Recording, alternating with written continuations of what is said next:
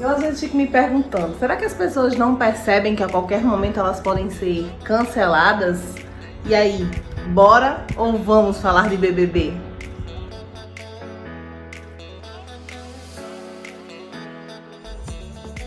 Me diz aí, você sabe o que é que significa o termo cultura do cancelamento? Não? Mas provavelmente já está ouvindo falar muito dele, sobretudo nos últimos dias no que diz respeito ao BBB, ao reality show. Pois é, esse termo cultura do cancelamento, ele se popularizou em 2019, quando nas redes sociais, não só no Instagram, mas no Twitter, dentre outras, as pessoas passaram a questionar atitudes pouco aceitáveis dos influenciadores. É bem verdade que muitas pessoas que vêm sendo canceladas nas redes sociais desde 2019 fizeram isso meio que propositalmente, ou seja, colocaram expressões que não são muito toleráveis pela sociedade justamente para chamarem atenção e aí acabaram sendo canceladas. É tão importante a gente pensar a respeito disso porque tem tudo a ver com o nosso comportamento enquanto seres humanos. Ao longo da história da humanidade, nós viemos mudando muito o nosso comportamento.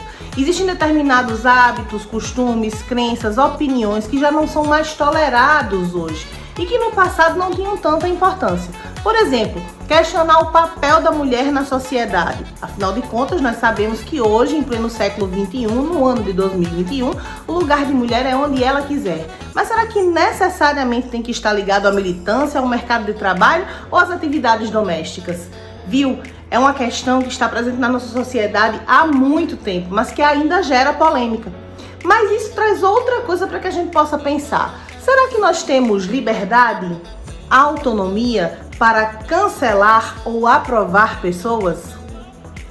Partindo do princípio que nós somos seres livres, pois temos liberdade de escolha, nós poderíamos escolher o que fazer da nossa vida, não é verdade? Enfim, será que nós somos realmente livres? Existe uma corrente filosófica denominada de determinismo que afirma que o universo é regido por leis imutáveis e as ações humanas também seriam regidas por essas leis imutáveis. Significa dizer que livre-arbítrio e liberdade são coisas que não fazem parte da vida em sociedade. Durante muito tempo, ao longo da história da humanidade, inúmeros pensadores defenderam essa teoria, essa tese. O ser humano não é livre. Existe uma outra gama de pensadores também na filosofia que defende a ideia, a tese de que nós somos de fato livres. A liberdade na filosofia está muito ligada à independência, à autonomia, sobretudo de pensamento e de ação. Entretanto, esses filósofos, esses pensadores, esses humanistas também compreendem que nós vivemos em sociedade e, portanto, não podemos afirmar que somos 100% livres. Essa seria uma pretensão muito audaciosa dos seres humanos. Existe um pensador francês do século XX chamado Jean-Paul Sartre, um dos grandes expoentes do existencialismo, que afirma que a nossa existência precede a nossa essência. Ou seja, primeiro nós existimos e depois nós nos construímos enquanto seres. Isso significa dizer que as nossas experiências sociais ou as experiências sociais que vivemos condicionam as nossas ações enquanto seres humanos e que é impraticável viver em sociedade sem observar o que acontece ao nosso redor. Isso acontece nos reality shows e acontece também na nossa vida. Mas imagina, para pensar, você está trancado dentro de uma casa com pessoas que você conheceu nesse ambiente, você não tem tanta liberdade de ir e vir, você está condicionado a horários para dormir, para acordar, a uma quantidade de comida, tem que conviver com hábitos e costumes completamente diferentes. Eu acho que o que mais é retirado das pessoas nessa situação é essa condição de liberdade. E isso mexe muito com as pessoas. Imagina aí essa situação na tua vida, se você de repente tivesse que ser privado de fazer escolhas que você considera importantes.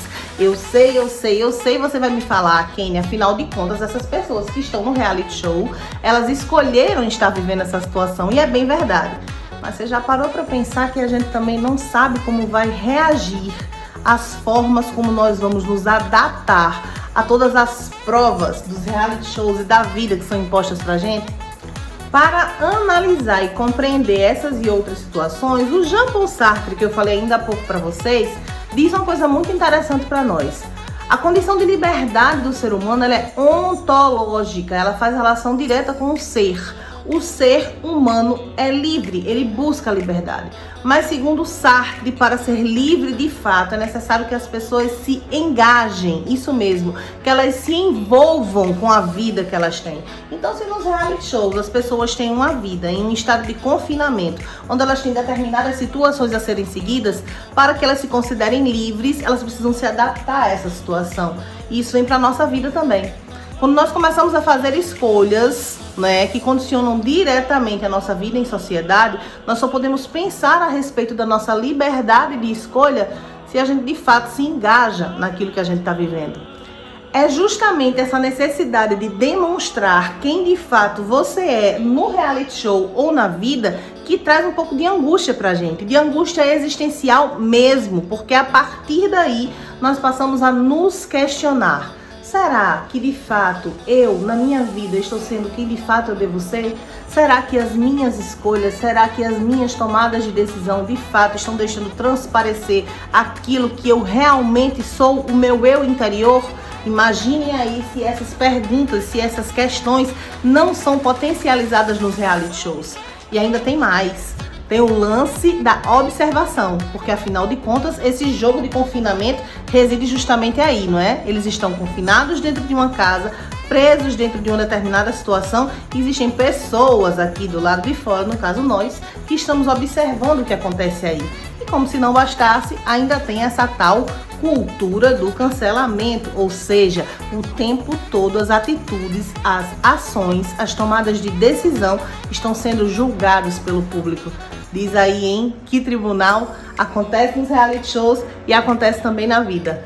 É bom a gente perceber como assistindo o BBB a gente também consegue refletir, pensar a respeito de algumas coisas que acontecem aqui conosco no mundo real. Gostou?